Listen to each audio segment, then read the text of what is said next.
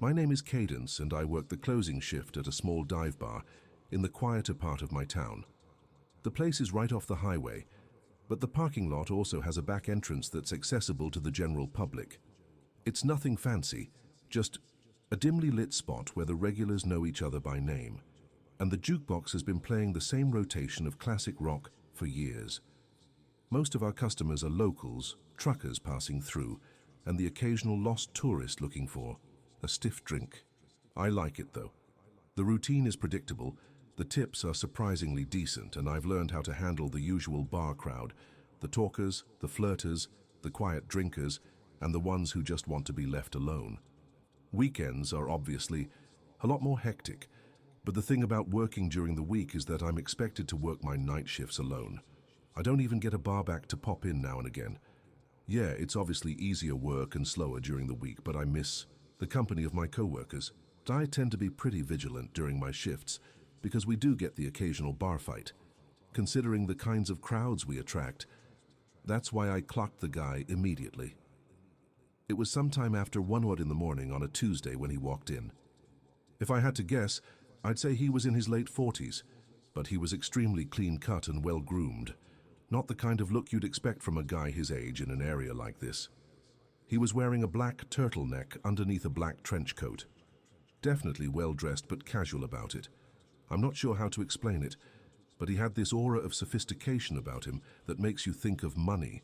Real money, not the loud, look-at-me kind. He glanced around slowly before walking swiftly over to the bar and taking a seat. I also remember him having oddly good posture, but that's neither here nor there. When I walked over, he glanced at the bottles behind me and ordered something top shelf without hesitation. As I was pouring his drink, he asked me if I liked working here, with a smile on his face. It was a normal enough question, so I answered him honestly. I told him yeah and smiled back. I then made a joke about being a bartender or something.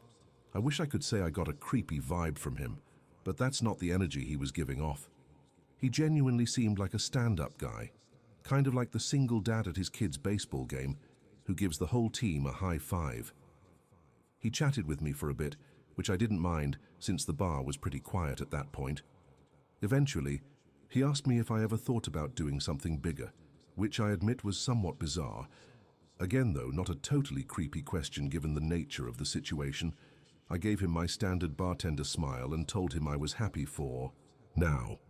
He nodded and sipped his drink, seemingly disappointed at my answer for reasons I didn't understand. After a long pause, he asked me what time I got off, out of nowhere. That question surprised me. I hadn't picked up any kind of flirting from him whatsoever, so I was a little disappointed to discover that our conversation had just been another one of those empty attempts at getting my number. I smiled and gave him a vague answer, trying to brush him off in a friendly way without seeming uptight. Before he could answer, I busied myself and began wiping down the counter, but he didn't press. He just smiled like he already knew, then drained his drink and pulled out a crisp $100 bill, laying it gently on the bar like it was nothing. Then, without another word, he walked out into the night. I didn't really know what to make of the encounter. I know it sounds like nothing, but his demeanor was just so far off my radar that I was intrigued. Either way, I figured I was never going to see him again and got on with my life. As it would turn out, though, I was wrong. About a week later, he came back, only this time, he wasn't alone. There was a woman with him. She drew my attention since I hadn't seen her before. She looked like she was in her mid-30s and was dressed in a way that didn't quite match her age. Trendy but off, like someone trying a little too hard to blend in with a younger crowd. I watched her closely as the two of them approached the bar. Everything about her seemed calculated, from the way she smiled too easily to the way she leaned against the bar like we were already friends. As I was setting down napkins in front of them, the very first thing she said to me wasn't a hello or a drink order, but a compliment. She put on this overly joyful smile and said, "You're so pretty." Her fingers brushed against my arm as she said it, lingering just a second longer than normal. I laughed and thanked her, but I could instantly tell that something was off about this woman. The man didn't speak, which I thought was also a little strange, given that he had been so talkative last time. They ordered drinks and I poured them, and that's when the questions came flooding in. Tour. The man didn't speak, which I thought was also a little strange given that he had been so talkative last time. They ordered drinks and I poured them, and that's when the questions came flooding in. The woman asked me how long I'd been working here, along with how old I was and a bunch of other small talk questions like that. I answered in short, polite sentences, but I got the sense that this wasn't small talk. She was studying me. At one point, she looked over at the man, and it seemed like they were communicating despite not speaking. She looked back at me and told me that she ran an exclusive event club. She leaned in a bit as she said it, lowering her voice as if to prevent her from being overheard by another patron. She told me that she's always looking for young, fun people for private parties, and that I'd make a killing, $10,000 for a weekend. I let out a small, forced laugh and told her it sounded too good to be true.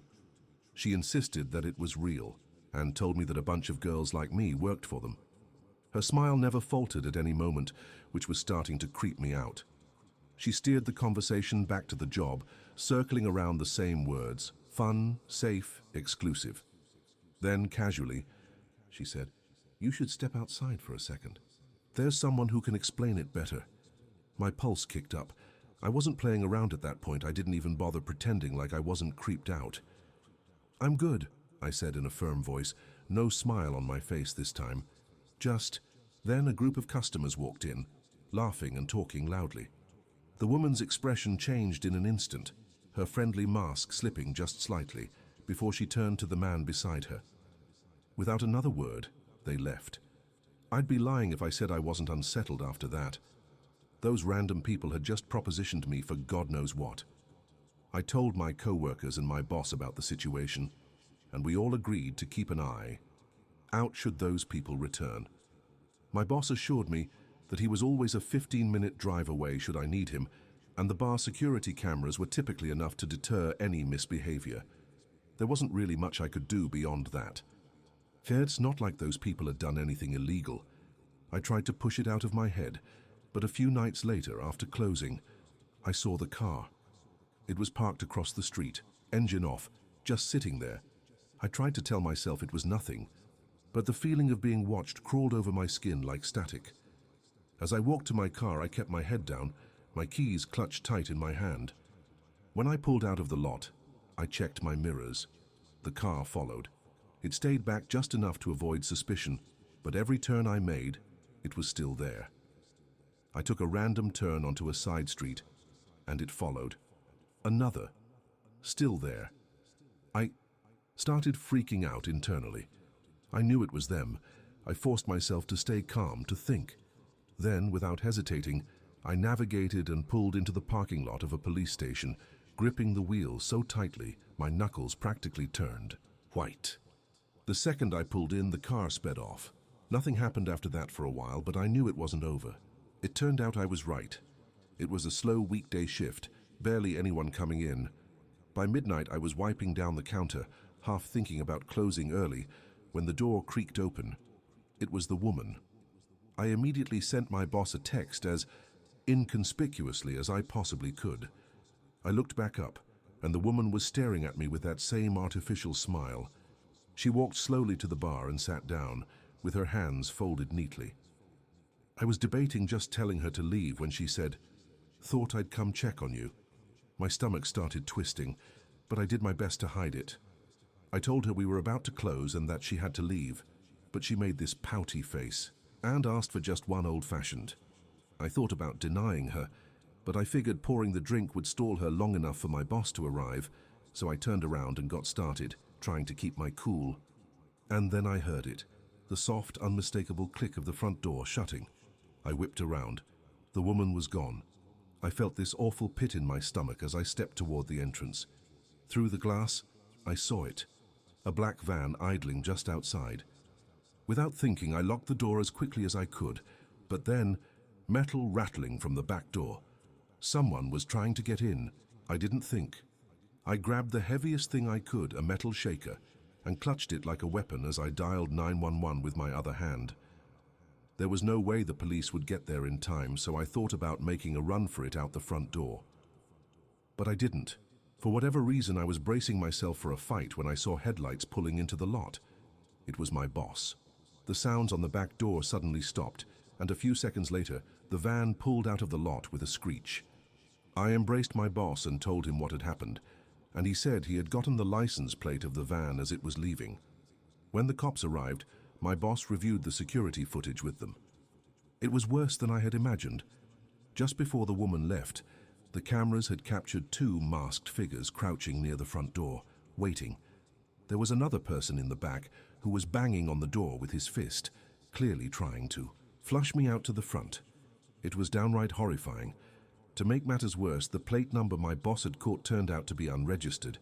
It's been quite a while since this incident, but no progress has been made.